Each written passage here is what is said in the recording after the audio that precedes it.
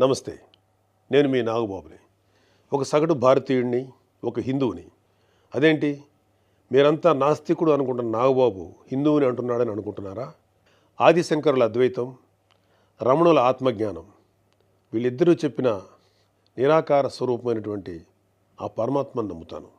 హిందువు అనేది ఒక నమ్మకమో ఒక మతమో కాదు, ఇది ధర్మం, మన జీవన విధానం. అవివేకుల్ని అజ్ఞానుల్ని ఎడ్యుకేట్ చేసేలా చెప్పాలంటే ఇది ఒక జియోగ్రాఫికల్ ఐడెంటిటీ కూడా. ఆసేతు హిమాచలం నుంచి హిందూ మహాసాగరం వరకు ఈ పుణ్యభూమిలో పుట్టిన ప్రతి ఒక్కడూ హిందువే. ఈ దేశంలో ఈ ధర్మంలో చార్వాకులు కూడా చోటుంది కాబట్టి నేను నికార్సైన హిందువుని. నా ధర్మాన్ని గౌరవిస్తూ ఇతరులను కించపరచకుండా బతుకుతున్న ఒక ప్రౌడ్ సనాతన హిందువుని. అందుకే నాకు ఎమ్మెల్సీగా కౌన్సిల్లో మాట్లాడే అవకాశం రాగానే హిందూ మతం కోసం పాటుపడే అర్చకుల చాలని జీతబత్యాల గురించి మాట్లాడాను. మరి వైసీపీ నాయకుల సంగతి ఏంటంటారు? రండి చూద్దాం. డిసెంబర్ 2020 రామతీర్థం రాముడు మనకు ఒక దైవం. మహావిష్ణువు అవతారం మాత్రమే కాదు, అంతకు మించి ఈ దేశం తాలూకు ఆస్తిత్వం రామకథలో ఉంది. ఒక మనిషి ధార్మికంగా ఎలా బ్రతకాలో రామాయణం చెప్తుంది. రామాయణంలో మారీచుడు చెప్తాడు, రామో విగ్రహవాన్ ధర్మ సాధు సత్య పరాక్రమ అని. ఈ భూమి మీద రాశీభూతమైన ధర్మమే శ్రీరాముడిని నమ్మే జాతి మనది. అలాంటి రాముడి శిరస్సును నరికినా పట్టించుకోని ప్రభుత్వం వైసీపీ ప్రభుత్వం. అప్పటి ప్రభుత్వం ఇన్వెస్టిగేషన్లో చూపించిన నిర్లక్ష్యం వల్ల దీని వెనుకున్న అసలు దోషులను శిక్షించలేక ఏదో నామకే వాస్తే కేసులు పెట్టి దీన్ని నీరు కార్చారు. అయినా మీకు మీ మంత్రులకి రిలీజ్ సినిమాలకు రివ్యూలు ఇవ్వడం మీద ఉన్న శ్రద్ధ రాముడి మీద ఎందుకు ఉంటుంది? జనవరి 22, 2024 అయోధ్య రామమందిరం ఇనాగ్రేషన్ కొన్ని దశాబ్దాల సుదీర్ఘ న్యాయ పోరాటం తర్వాత, కొన్ని వందల మంది బలిదానాల తర్వాత హిందువులు కలల కన్నా రామమందిరం కల సాకారమైంది. దేశమంతా ఒక పండగలాగా దీన్ని సెలబ్రేట్ చేసుకున్నారు. మన రాష్ట్రం నుంచి పవన్ కళ్యాణ్ గారు, చంద్రబాబు నాయుడు గారు కూడా వెళ్ళి అందులో పాలు పంచుకున్నారు. కానీ ఈరోజు హిందువుల మీద ఎక్కడ లేని ప్రేమ వలకపోస్తున్న వైసీపీ నాయకుడు గారు కనీసం ఫార్మాలిటీకైనా ఒక ట్వీట్ కానీ ఒక వీడియో బయట కానీ పెట్టారా? పోనీ మీ స్టాండ్ ఏంటో ఓపెన్గా ప్రజలకు చెప్పే దమ్ము అయినా మీకుందా? మీకు వ్యతిరేకించే ధైర్యం లేదు, అలా అని అభినందించే సంస్కారం అంతకంటే లేదు.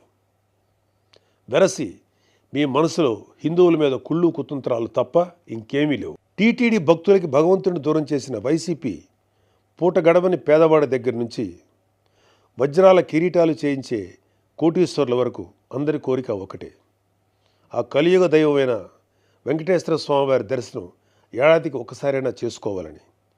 ఒక సామాన్య భక్తుడు నెల డబ్బులు కూడబెట్టుకొని మరి ఆయన చూడడానికి కొండ మీదకి వెళ్తాడు. అలాంటి కొండ మీద అకామిడేషన్ ఛార్జీలు మీరు ఒక్కసారి ఎలా పెంచుతారు? నందకం, పాంచజన్యం, కౌస్తుభం, ఒకలామాత గెస్ట్ హౌసుల్లో 500కి దొరికే రూమ్ని 1000కి ఎలా పెంచారు? నారాయణగిరి గెస్ట్ హౌస్లో 1700 రూపాయలు చేశారు. ఇది సామాన్యుణ్ణి భగవంతుడికి దూరం చేసే ప్రయత్నం కదా? నువ్వు ఎవరిని, అదే ఏం మాఫియాని సంతోషపెట్టడానికి ఇది చేసావో అర్థం కానంత అమాయకులు అనుకుంటున్నావా ప్రజలు? దర్శనాలు సేవలు అయితే ఇంకా దారుణం. ఏదో కాయగూరల బేరం ఆడినట్టు 10,000 చెయ్యి, దీన్ని 5,000 చెయ్యంటూ ఎంత నిర్లక్ష్యంగా మీ సుబ్బారెడ్డి బోర్డు మీటింగ్లో మాట్లాడాడో మొత్తం రాష్ట్రం అంతా చూసింది. అంత చులకన మీకు హిందువులంటే. ఇకపోతే తిరుమల మీద నువ్వు చేసిన దోపిడీ అంతా ఇంతా కాదు.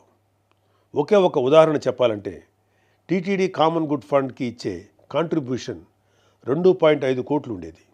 దీన్ని సెప్టెంబర్ 2021లో 50 కోట్లకు ఒక్కసారిగా పెంచేశాం. అసలు ఇక్కడే కాదు, ఎక్కడ కొండ కనపడినా గుండు కొట్టేయాలనుకోవడమేగా మన అలవాటు. Declaration form. ప్రతి రిలీజియస్ ఇన్స్టిట్యూట్కి ఒక సాంప్రదాయం ఉంటుంది. దాన్ని గౌరవించడం మన ధర్మం. యుధా రాజా తదా ప్రజ అంటారు. నాయకులే రూల్స్ ఫాలో కాకపోతే ఇంకా ప్రజలు ఏం ఫాలో అవుతారు? అయినా బాధ్యత గురించి వైసీపీకి చెప్పడం చెవిటోడి చెవిలో శంఖం ఊదినట్టే. పవన్ కళ్యాణ్ గారు ఆయన కూతురు పొలినాని తిరుమల తీసుకువెళ్ళినప్పుడు ఆ అమ్మాయి మైనర్ అయినా కూడా ఒక గార్డియన్గా ఆ అమ్మాయి తరఫున డిక్లరేషన్ ఇచ్చారు. పవన్ కళ్యాణ్ గారి సతీమణి అన్నాగారు కూడా డిక్లరేషన్ ఇచ్చారు. ఇంత ఎందుకు, ఈ దేశ రాష్ట్రపతి అబ్దుల్ కలాం గారు కూడా తిరుమలలో డిక్లరేషన్ ఫామ్ పైన సంతకం చేసి అక్కడి నుంచి సాంప్రదాయాన్ని గౌరవించారు. నువ్వు కలాం గారి కన్నా గొప్పోడివా? డిక్లరేషన్ ఇవ్వకుండా వెళ్ళటమే కాక మీ మంత్రి వచ్చి ఆడి అమ్మ మొగుడు కట్టాడా తిరుపతి గుడి అని అంటాడా? అలా తలపొగురు మాటలు మాట్లాడితేనే జనాలు 151లో మధ్యన 5 తీసేసి 11 ఇచ్చారు. అయినా నువ్వు ఏమైనా మారావా? లేదు. డిక్లరేషన్ అడిగారు అని తిరుమల పర్యటన క్యాన్సిల్ చేసుకున్న చరిత్ర ఉంది. అయినా సెక్యులర్ ప్లేస్కి రిలీజియస్ ప్లేస్కి తేడా తెలియని నిన్ను ఎడ్యుకేట్ చేయటం మా వల్ల కాదు. ఇక ఫైనల్గా మన కల్తీ నెయ్యి వ్యవహారం గురించి చెప్పాలి. పాపం ఈరోజు డోస్ ఎక్కువైనట్లుంది. రేపు మాట్లాడుకుందాం.